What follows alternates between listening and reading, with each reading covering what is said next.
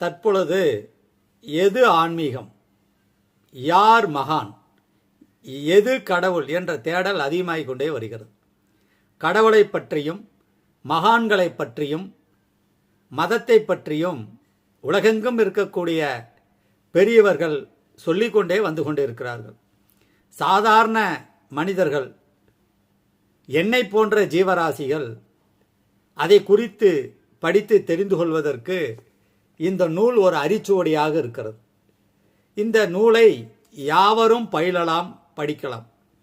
கடவுளை பற்றி நேர்மறையாகவோ எதிர்மறையாகவோ சிந்திப்பவர்களும் படிக்கலாம்.